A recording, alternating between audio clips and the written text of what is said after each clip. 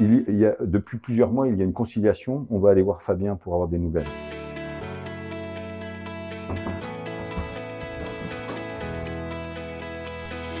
Salut Fabien. Salut Norbert. On a beaucoup de questions sur ce qui s'est passé depuis cet été. Est-ce que tu peux nous raconter? Alors depuis cet été, c'est vrai qu'on n'a pas beaucoup communiqué parce que on est rentré dans une phase judiciaire comme tout le monde le sait et que on est soumis à l'agenda de la justice et tout n'est pas communicable en l'état.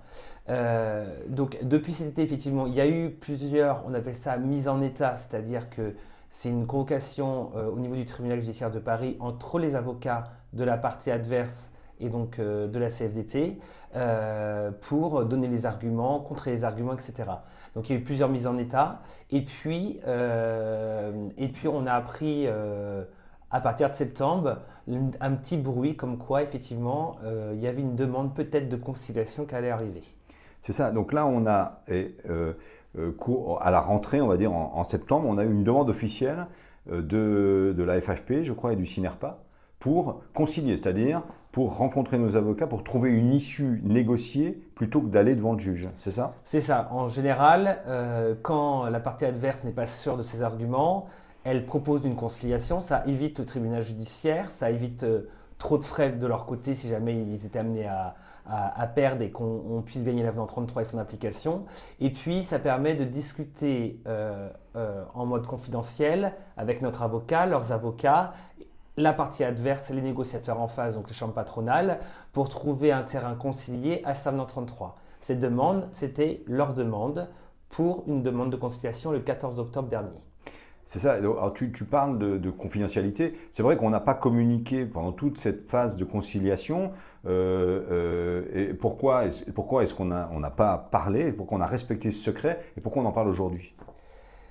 Pourquoi on ne peut pas en parler au moment où que ça se passe? Parce qu'on est soumis à confidentialité en fonction de si ça aboutit ou si ça aboutit pas. Et puis, on est soumis aussi que si on révèle cette conciliation qui pourrait aboutir, ça veut dire que ça nous mettrait en échec total sur le reste du dossier et même pour la suite judiciaire. Puisqu'une conciliation, pour rappel, n'est pas suspensive. C'est-à-dire que notre dossier au niveau de la justice continuait à se dérouler.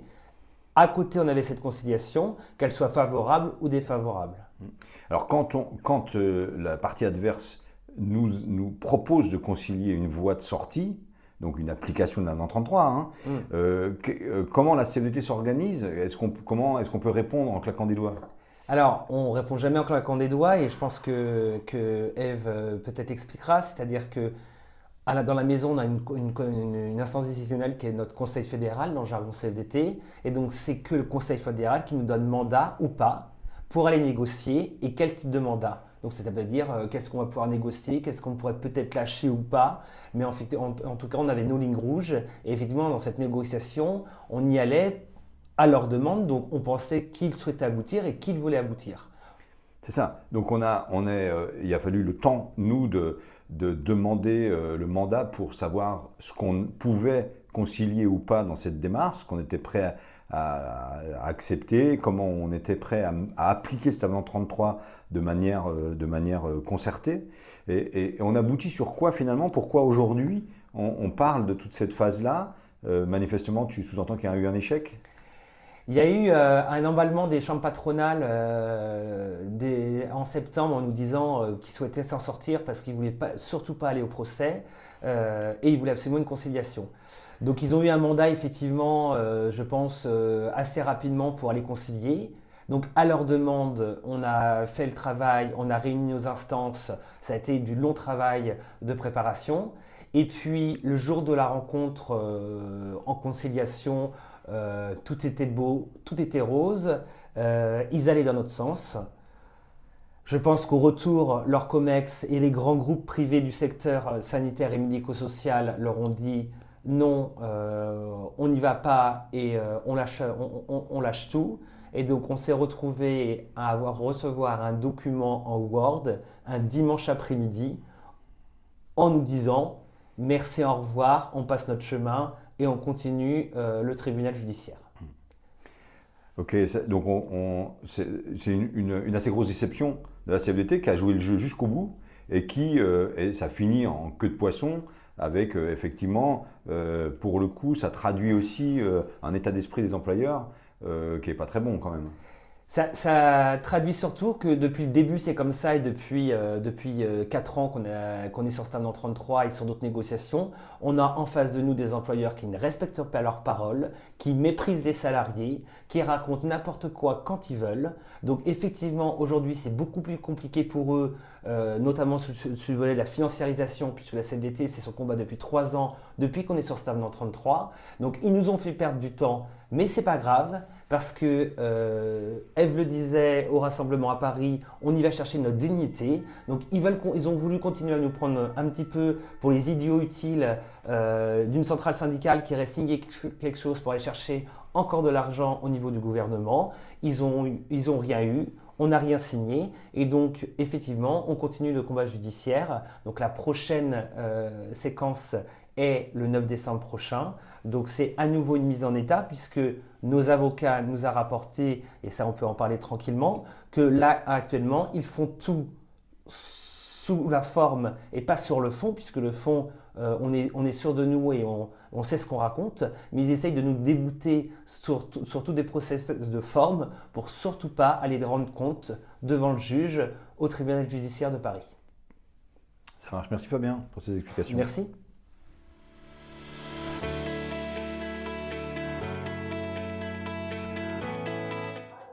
Ève était présente aux conciliations et elle va nous dire maintenant ce que la CFDT va faire. Venez.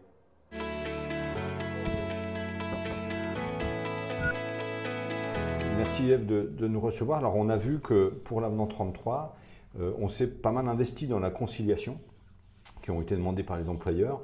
Toi, tu y as participé. Qu'est-ce que tu peux nous en dire ?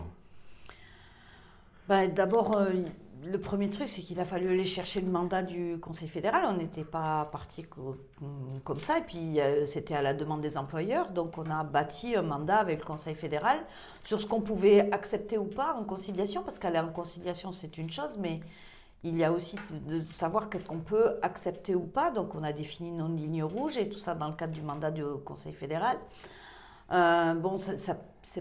Malheureusement, ça n'a pas été plus loin que ça. On n'a pas pu vraiment exercer le mandat que nous avait donné le Conseil fédéral par la faute des employeurs. Oui, parce que là, on avait un mandat pour tout faire pour que ça passe, puisqu'il y avait des propositions et donc, je le reformule comme ça, mais pour que l'avenant 33 s'applique le plus vite possible. Quoi. Oui. Par la voie négociée, entre guillemets.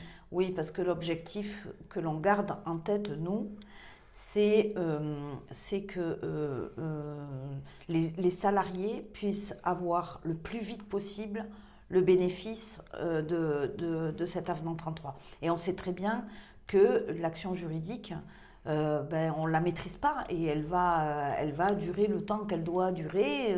C'est la juge qui décide, c'est pas nous. C'est aussi ce que font les employeurs, c'est-à-dire pourrir la vie de notre conseil, de notre avocat pour gagner du temps. Donc on sait que tout ça, ça se met en œuvre. Et donc nous, ce que l'on veut, et notre objectif, c'est que cet avenant 33, il s'applique le plus vite possible. C'est aussi pour ça qu'on n'a pas déserté le champ de la négociation. Et on a bien fait, parce qu'aujourd'hui, même pendant ce temps juridique, on va pouvoir continuer à aller chercher l'application de cet avenant 33. C'est ça, parce que donc, tu sous-entends que la conciliation qui a été ouverte là par la FHP et le SINAPA a fait long feu.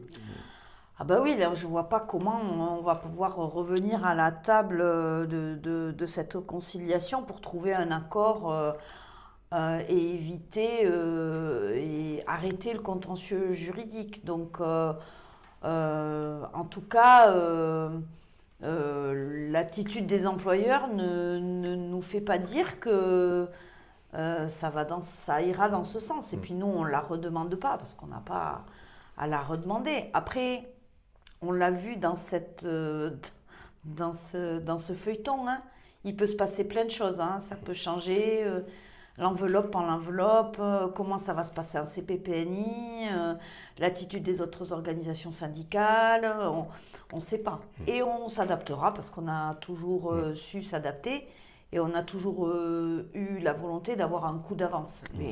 Et on l'a toujours. C'est ça, parce que tu parles, on sait qu'il y a des enveloppes, il y a de l'argent qui est disponible pour cette branche. Et nous, là, le combat, c'est que cet argent aille dans les salaires. Les employeurs n'ont pas le même objectif. Tu peux nous en dire un mot ? Ça fait un petit moment qu'on a compris comment les employeurs fonctionnaient. Ils touchent une enveloppe, soi-disant pour les salaires, ils nous en donnent une partie, puis le reste, ils se la partagent. Et on ne sait pas où ça va. Donc on n'est pas tout à fait sûr que chaque fois qu'un euro est donné par le gouvernement à ce secteur-là, il soit redonné intégralement aux salariés. Nous, on pense que non.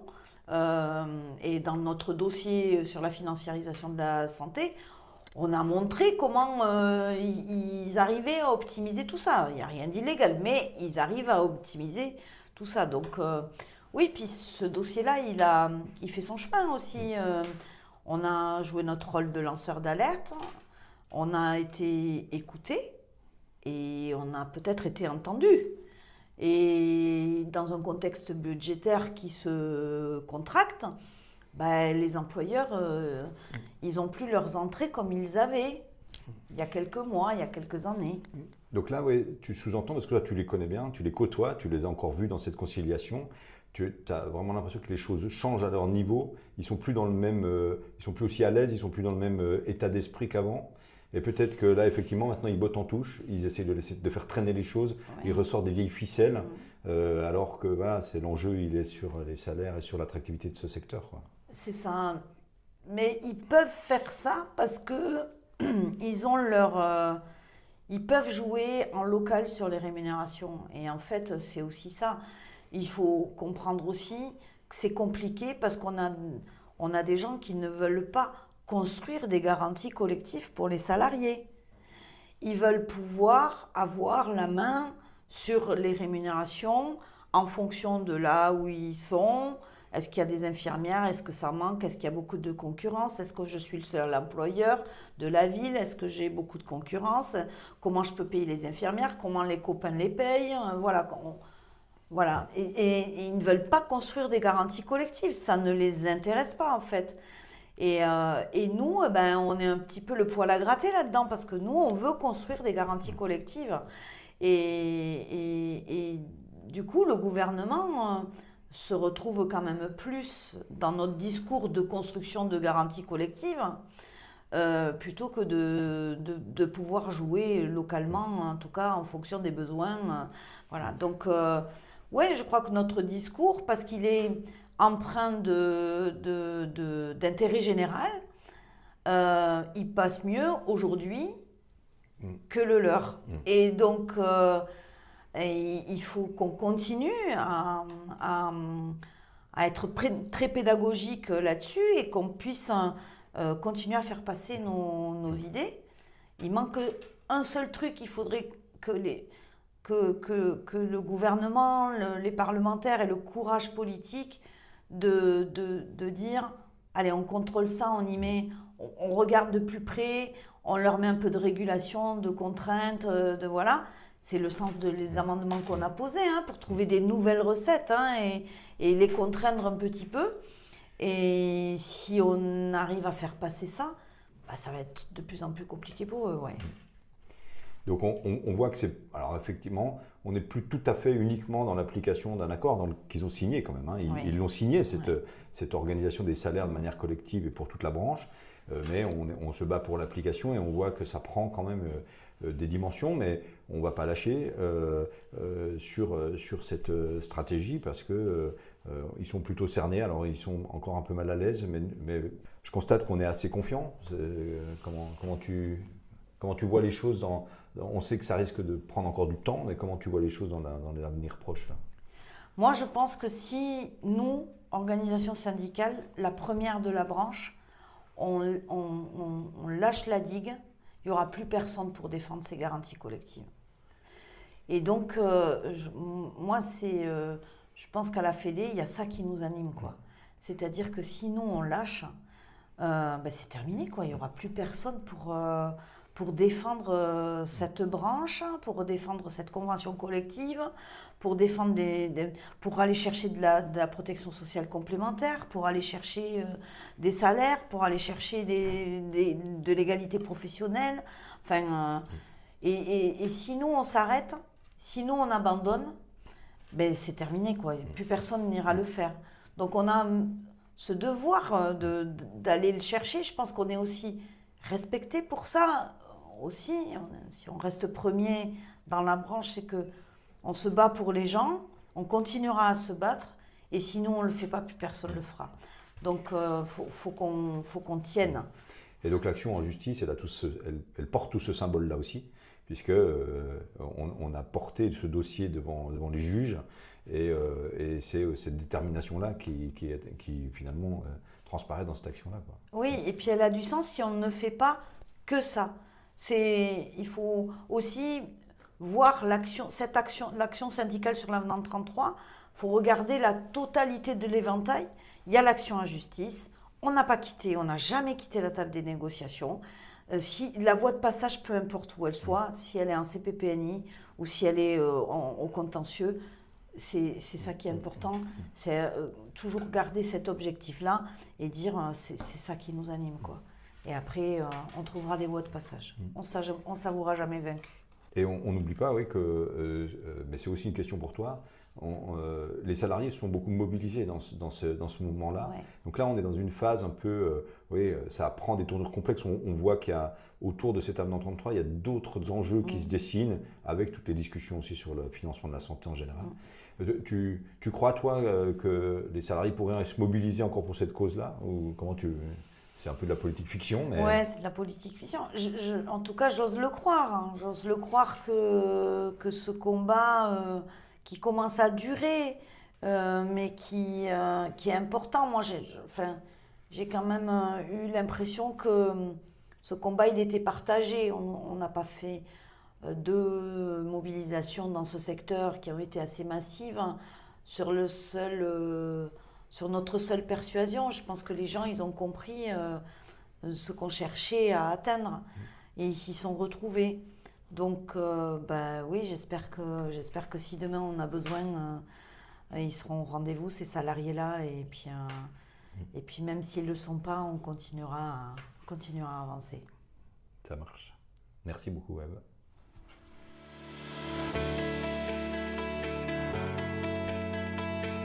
Les négociations continuent pour l'avenant 33. On va aller voir Anne, qui siège pour la CFDT.